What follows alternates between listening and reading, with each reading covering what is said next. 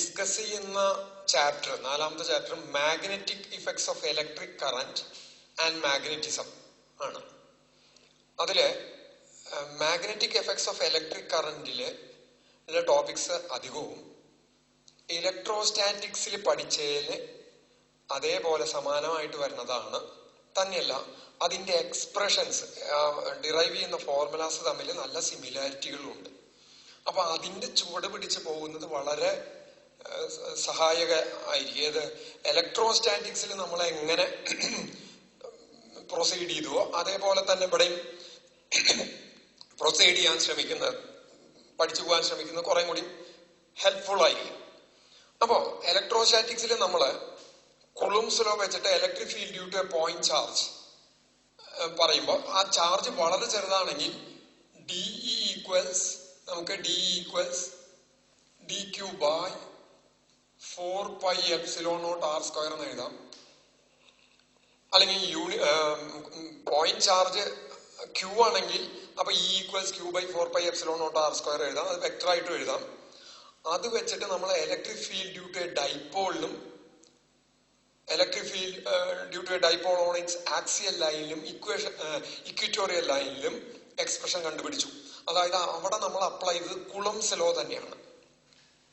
കുളംസ് law apply ചെയ്തിട്ട് axial ലൈനിലും equatorial ലൈനിലും ഏതിന്റെ ഡൈപോളിന്റെ ഇലക്ട്രിക് ഫീൽഡ് കണ്ടുപിടിച്ചു കുളംസ് ലോ അപ്ലൈ ചെയ്തിട്ട്. അത് കഴിഞ്ഞിട്ട് നമ്മള് പിന്നെ ഒരു ഇലക്ട്രിക് ഫ്ലക്സ് എന്ന് പറഞ്ഞൊരു കൺസെപ്റ്റ്, ഒരു ആശയം കൊണ്ടുവന്നിട്ട് ഇലക്ട്രിക് ഫ്ലക്സ് എന്നുള്ള ഒരു ആശയം കൊണ്ടുവന്നിട്ട് ആ കൺസെപ്റ്റ് ഉപയോഗിച്ച് ഗോസ് തിയറം കൊണ്ടുവന്നു.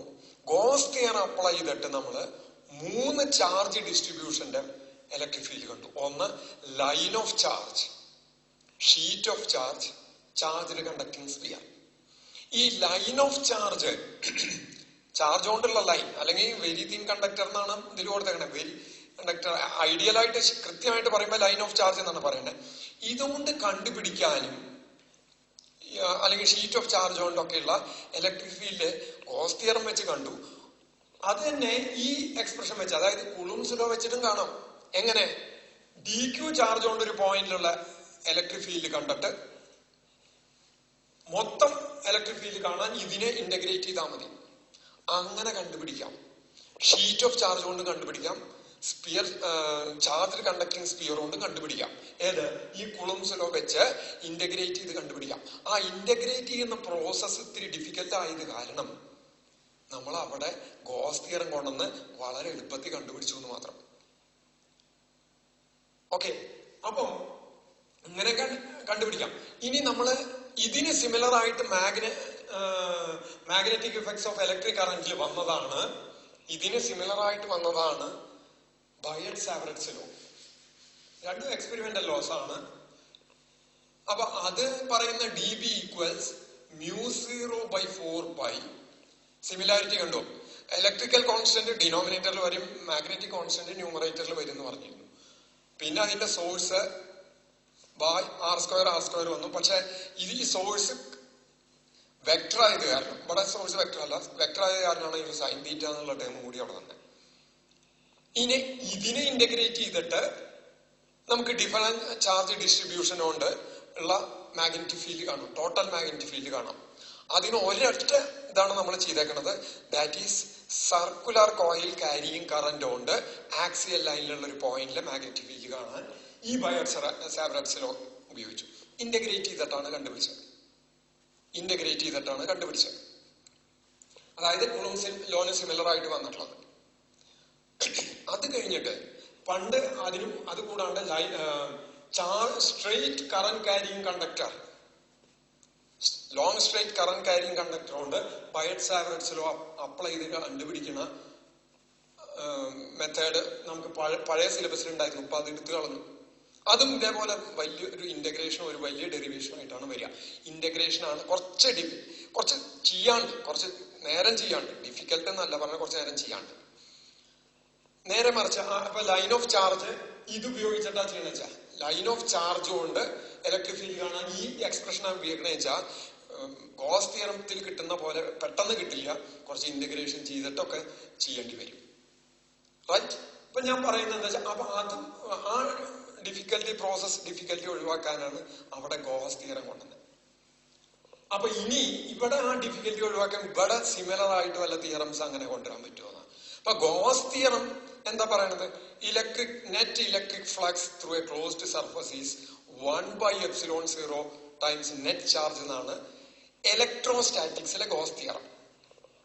അല്ലെങ്കിൽ electric flux through a closed surface ഇങ്ങനെ ഇട്ട് കഴിഞ്ഞാൽ ക്ലോസ്ഡ് ആണ്.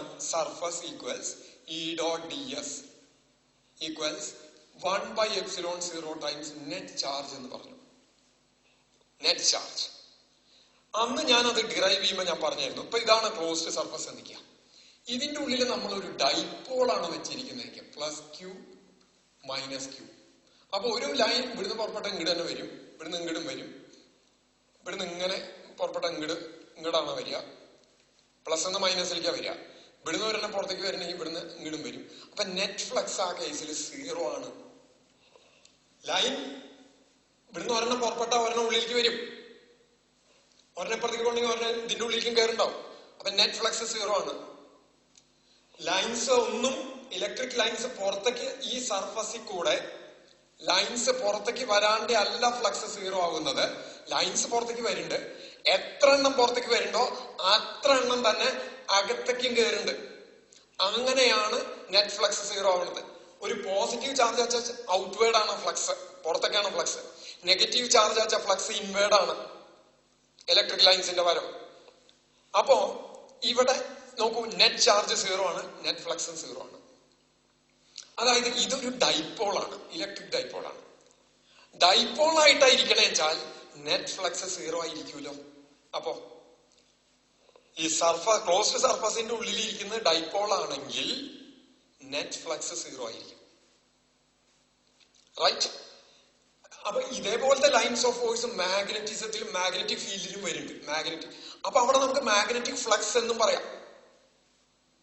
മാഗ്നറ്റിക് ഫ്ലക്സ് എന്നും പറയാം. എങ്ങനെ മാഗ്നറ്റിക് ഫ്ലക്സിനെ ഡിഫൈൻ കഴിഞ്ഞ പറഞ്ഞ പോലെ എങ്ങനെയാ ഇലക്ട്രിക് ഫ്ലക്സ് പറഞ്ഞേ? പ്രോഡക്റ്റ് ഓഫ് ഇലക്ട്രിക് ഫ്ലക്സിനെ എങ്ങനെയാ ഡിഫൈൻ ചെയ്തേ? d∅e equals defined as EdS cos θ എന്നാണ് ഡിഫൈൻ ചെയ്തത്. എന്താ EdS cos θ? Product of ds, area and component of electric field normal to the surface. ഇതേപോലെ നമുക്ക് മാഗ്നറ്റിക് ഫ്ലക്സ്, സ്മോൾ മാഗ്നറ്റിക് ഫ്ലക്സിനെ d∅m is defined as ഇക്ക് പകരം ഇവിടെ എന്ത് വരണം? BdS cos θ എന്ന് ഡിഫൈൻ ചെയ്തൂടെ? BdS cos θ എന്ന് ഡിഫൈൻ ചെയ്തൂടെ? This is the magnetic flux. Right? അങ്ങനെ ഞാൻ ഇവിടെ എഴുതുകയാണ് വെച്ചാ ഇന്റഗ്രൽ ഈ പാർട്ട് എഴുതുകയാണ് over a closed surface B.ds equals ഈ 1/ε0 പകരം നമുക്ക് μ0 എന്ന് എഴുതണം. ഞാൻ അത് എഴുതുന്നതിന് മുമ്പ് ഒരു കാര്യം പറയാം. ഇവിടെ ഒറ്റ ചാർജ് ആയിട്ട് വേണമെങ്കിൽ ഇതിന് പകരം ഡൈപോളിന് പകരം ഒറ്റ ചാർജ് കൊണ്ട് ക്ലോസ്ഡ് സർഫസിൽ വെക്കാം. പക്ഷെ നമുക്ക് ഏതെങ്കിലും ക്ലോസ്ഡ് സർഫസിൽ ഒരു മാഗ്നറ്റിക് പോളിനെ, നോർത്ത് പോളിനെ മാത്രമായിട്ട് എടുത്ത് വെക്കാൻ പറ്റുമോ? പറ്റില്ല. കഴിഞ്ഞ ക്ലാസ്സിൽ പറഞ്ഞു isolated magnetic Paul never exist. രണ്ടെണ്ണം ഉണ്ടാവും. അപ്പൊ ഞാൻ ഇങ്ങനെ ഒരു ക്ലോസ്ഡ് സർഫസ് കൺസിഡർ ചെയ്താൽ അതിലൊരു മാഗ്നറ്റിനെ എനിക്ക് വെച്ചാൽ ഇവിടെ നോർത്തും ഇവിടെ സൗത്ത് വെച്ചാൽ ഇവിടുന്ന് ഒരു ലൈൻ പുറപ്പെട്ടാൽ അത് പുറത്തേക്ക് കടന്നാൽ ഡെഫിനറ്റ് ആയിട്ടും അത് ഇങ്ങോട്ട് വരും. അങ്ങനെ വരുമ്പോ അവിടുത്തെ നെറ്റ് ഫ്ലക്സ് 0 ആണ്. ഇനിയിപ്പോ വേറൊരു കാര്യം ചോദിക്കാം. ഇതെന്നെ ക്ലോസ്ഡ് സർഫസ് ആയിട്ട് എടുത്തു, ഇതാ ഇങ്ങനെ വെച്ചുകൂടെ സാറേ എന്ന് ചോദിക്കാം, നോർത്തും സൗത്തും. അപ്പൊ ശ്രദ്ധിക്കേണ്ട കാര്യം, ഇപ്പൊ ഇവിടുന്ന് നോക്കിക്കഴിഞ്ഞാൽ ഇവിടുന്ന് ഇങ്ങനെ വരുന്നുള്ളൂ അല്ലെ? ഒരെണ്ണം പുറത്തേക്ക് കിടക്കുന്നുണ്ട്. അല്ല, ഇപ്പൊ ഇവിടെ അകത്തേക്ക് മാത്രമേ ഇങ്ങനെ കിടക്കുന്നുണ്ട്, സൗത്തിലേക്ക്. ഇവിടുന്ന് ഇങ്ങോട്ട് അകത്തേക്ക് കിടക്കുന്നുണ്ട്. പക്ഷെ ഇവിടെ നോട്ട് ചെയ്യേണ്ട ഒരു കാര്യം, ഈ ലൈൻ ഇതിന്റെ ഉള്ളില് സൗത്ത് ടു നോർത്ത് പോകും. മാഗ്നറ്റിന്റെ ഉള്ളിലെ ലൈൻ എങ്ങനെയാ പോണേ? സൗത്ത് ടു നോർത്ത് ആണ്.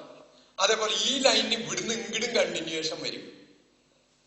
അപ്പൊ ഒരു ലൈൻ ഇവിടെ അകത്തേക്ക് കിടന്നാൽ ഇതിൽ കൂടെ ഒരു ലൈൻ പുറത്തേക്ക് കിടക്കുന്നുണ്ടാവും. അപ്പൊ ഏത് നിലയ്ക്ക് നോക്കിയാലും നെറ്റ് ഫ്ലക്സ്. ഇനി ഇതിന് പകരം മാഗ്നറ്റിന് പകരം ഞാൻ കറന്റ് ക്യാരിയും കണ്ടക്ടറാണ് വെച്ചേക്കണേ നിൽക്കുക. കറന്റ് ക്യാരിയും കണ്ടക്ടർ എന്ന് പറഞ്ഞാൽ അതൊരു ക്ലോസ്ഡ് പാത്ത് അല്ലേ ഫോമിങ്. അതിലെപ്പോഴും എന്താ വെച്ചാൽ ഒരു സൈഡ് നോർത്ത് ആയിരിക്കും, ഒരു സൈഡ് സൗത്ത് ആയിരിക്കും.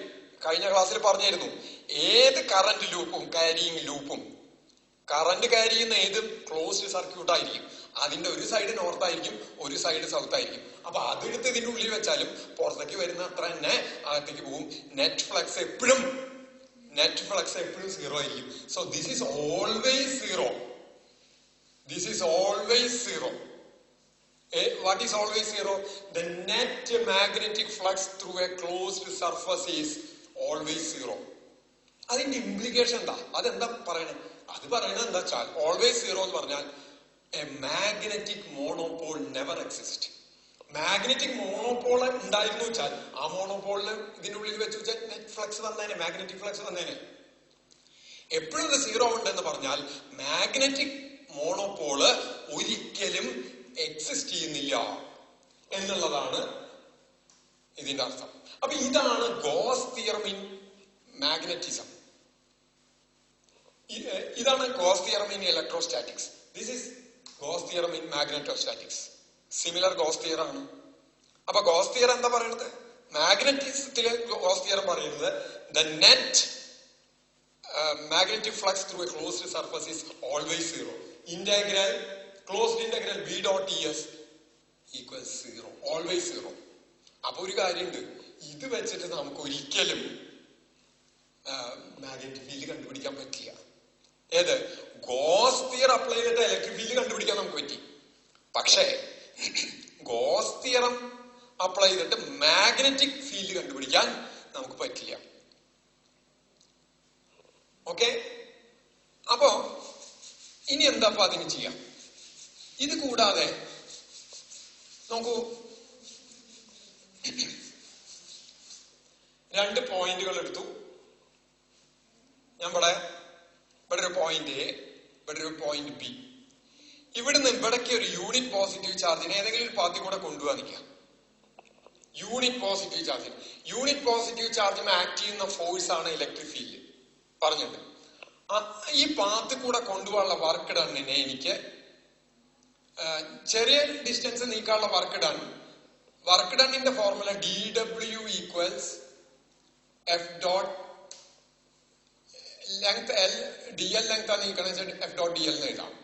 യൂണിറ്റ് പോസിറ്റീവ് ചാർജ് ആണെങ്കിൽ എഫ് എന്ന് പറയുന്നത് ഇ ആയിരിക്കും, വെക്ടർ ഇ ആയിരിക്കും. ക്യൂ ചാർജ് ആണെന്ന് എഫ് ഈക്വൽസ് ക്യൂ ഇ. കഴിഞ്ഞ ചാപ്റ്റർ നല്ലോണം ഓർമ്മയിൽ ഇല്ലാണ്ട് ഇത് പഠിക്കാൻ, ഈ ചാപ്റ്റർ പഠിക്കാനും ലേശം ബുദ്ധിമുട്ടാണ്. Vector F equals Q vector E. എന്താ കാരണം? ക്യൂ ചാർജ് ഇ എക്സ്റ്റേണൽ ഫീൽഡിൽ വെച്ചാൽ അതിന് ആക്ട് ചെയ്യുന്ന ഫോഴ്സ് ക്യൂ ഇ ആണ്. യൂണിറ്റ് പോസിറ്റീവ് ചാർജ് വെച്ചാൽ അത് ഇ ഡോട്ട് ഡി എൽ ആവും.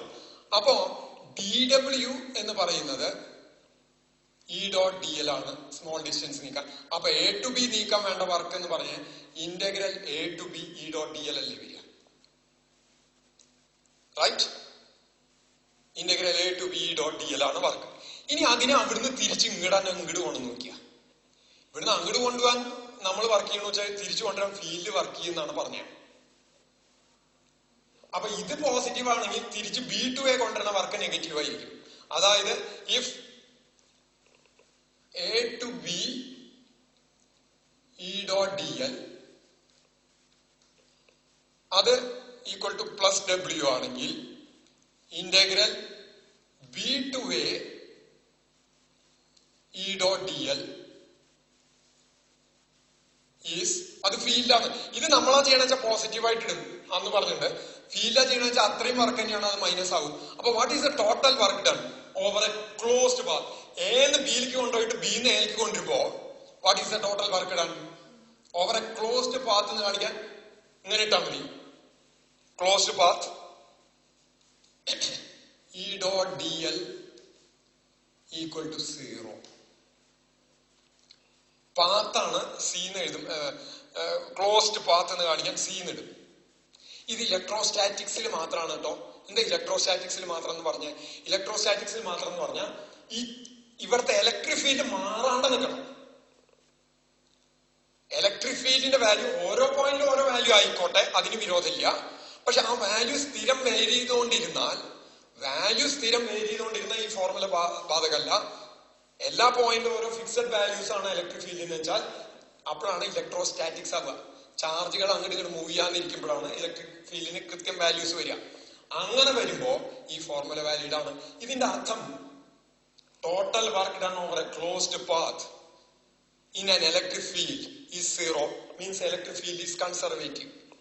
അപ്പൊ ഈ രണ്ടെണ്ണം ഇതും surface integral of electric field and magnetic field ആണ്. ഇതെന്താണ്? ലൈൻ ഇന്റഗ്രൽ, ഒരു ലൈനിൽ കൂടെ അല്ലേ കൊണ്ടുപോകണം, അല്ലെങ്കിൽ path integral of electric field ആണ്. റൈറ്റ്? അപ്പോ ഇപ്പൊ എന്താ ചെയ്തേ? ആദ്യം ഞാൻ റൈറ്റ് ഹിയർ ഇത് surface integral of electric field, Gauss theorem. ഇനി അതന്നെ ഗോസ് തിയറം തന്നെയാണ് surface integral of magnetic field.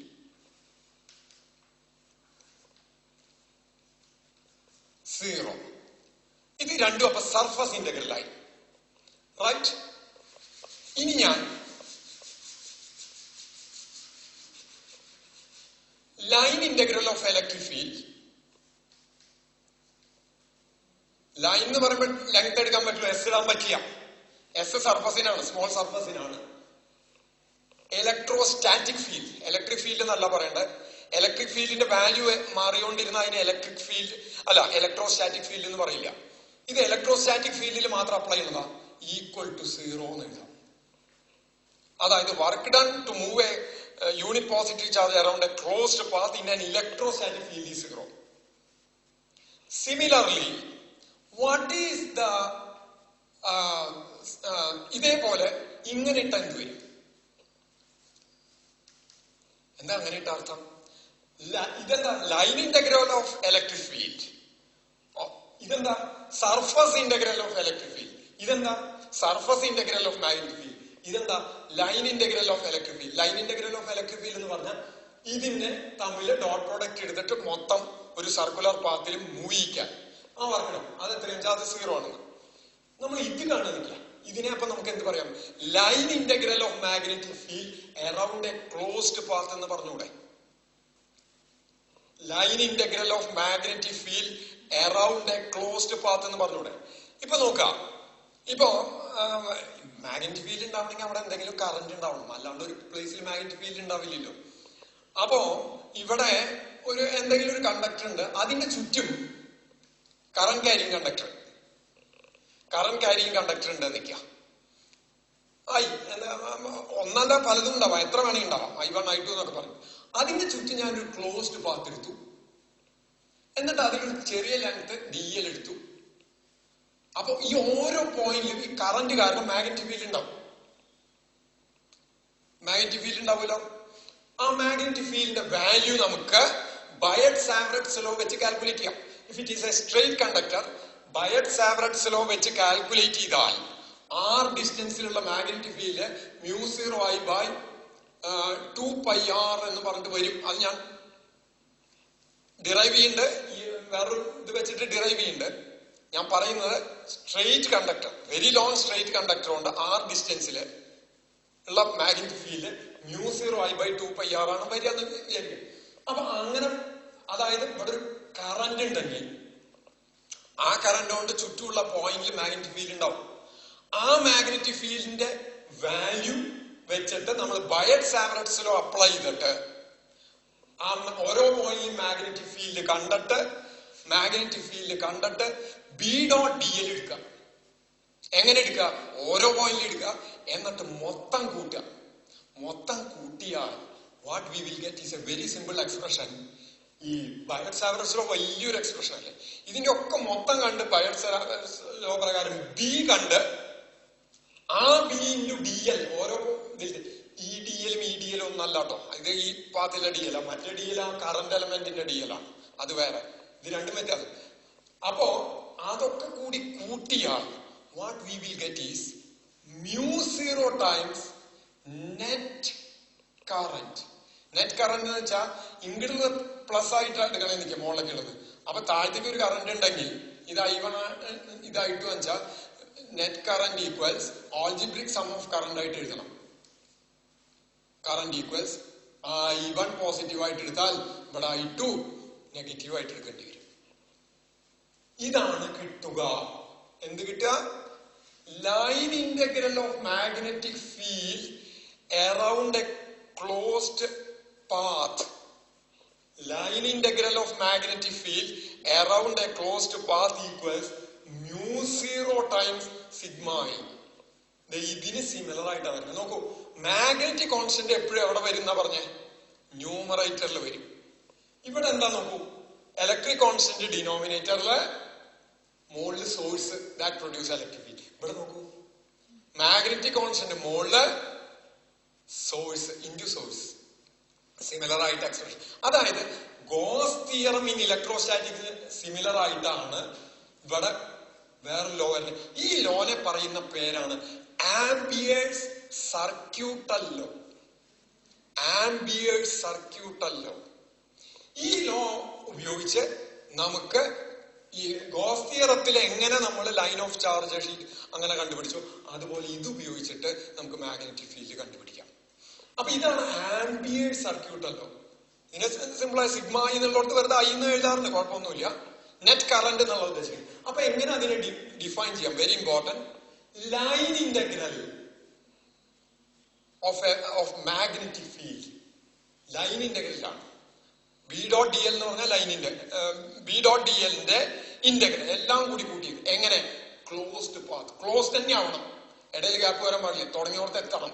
Closed path is equal to μ0 times sigma I, net current. μ0 times net current. This is derived by ampere and hence it is called ampere circuit law. ഇനി B എങ്ങനെ കിട്ടി? ഇത് derive ചെയ്തെടുത്തതാണ്. നമ്മൾ goes theorem derive ചെയ്ത് കൊണ്ടുവന്ന പോലെ ഇത് ഡിറൈവ് ചെയ്യാം. പക്ഷെ ഇതെന്താ വെച്ചാൽ ഓരോ പോയിന്റിലും മാഗ്നറ്റിക് ഫീൽഡ് കാണല് ഇന്റഗ്രേഷൻ വെച്ച് ചെയ്യണം. That is A difficult task. അതിലേക്ക് ഞാൻ കടന്നുപോയില്ല. പണ്ട് അത് ചെയ്തായിരുന്നു. എന്നിട്ട് ഈ സ്ട്രെയിറ്റ് കണ്ടക്ടർ കൊണ്ടുള്ള മാഗ്നറ്റിക് ഫീൽഡ് കാണും. അതിന് വളരെ സിമ്പിൾ ആയിട്ടുള്ള എക്സ്പ്രഷൻ ഇന്റഗ്രേറ്റ് ചെയ്ത് കഴിഞ്ഞാൽ μ0 I/2πr കിട്ടും. അതിന്റെ വാല്യൂസ് കൊടുത്ത് B.dl കണ്ട് എല്ലാം കൂടി കൂട്ടിയാൽ നമുക്ക് μ0 I എന്ന് കിട്ടും. അങ്ങനെ ഇതിലേക്ക് എത്തിക്കാൻ പറ്റും. അതായത് പറഞ്ഞു വരുന്നത് ബയറ്റ്-സാവററ്റ്സ് ലോ ഒന്ന് ഈ ആംപിയർ സർക്യൂട്ടൽ ലോയിലേക്ക് എത്തിക്കാം. അപ്പൊ ആംപിയർ സർക്യൂട്ടൽ ലോ ഒന്നുകൂടി പറയുന്നു. It States that line integral of magnetic field around a closed path is equal to μ0 times net charge. Net charge. ഇനി ഇത് അപ്ലൈ ചെയ്തിട്ട് മാഗ്നറ്റിക് ഫീൽഡ് കണ്ടുപിടിക്കലാണ് അടുത്ത ക്ലാസ്സിൽ. പക്ഷെ അതിന് മുമ്പ് ഒന്നും കൂടി ഞാൻ പറയുന്നു. ഇതെന്താണ്? Surface integral of electric field equals goes theorem. രണ്ട് ഗോസ് തിയറങ്ങൾ. ഗോസ് തിയറങ്ങൾ എപ്പോഴും സർഫസ് ഇന്റഗ്രൽ ആണ്. എന്തിന്റെ? ഇലക്ട്രിക് ഫീൽഡിന്റെ മാഗ്നറ്റിക് ഫീൽഡിന്റെ. ഇത് നോക്കൂ, ഇത് ഇലക്ട്രോസ്റ്റാറ്റിക് ഫീൽഡിൽ മാത്രം ബാധകാവുന്നതാണ്. ഇതിന് ഈ ചാപ്റ്റർ കഴിഞ്ഞ് 5ാമത്തെ ചാപ്റ്ററിലേക്ക് കിടക്കുമ്പോൾ ഇവിടെ 0 അല്ല വരിക, വാല്യൂ മാറും. കാരണം ഇലക്ട്രിക് ഫീൽഡ് വേരി ചെയ്യുന്നൊരു സിറ്റുവേഷൻ അവിടെ വരും. ശരിക്കും A to B ഇന്റഗ്രൽ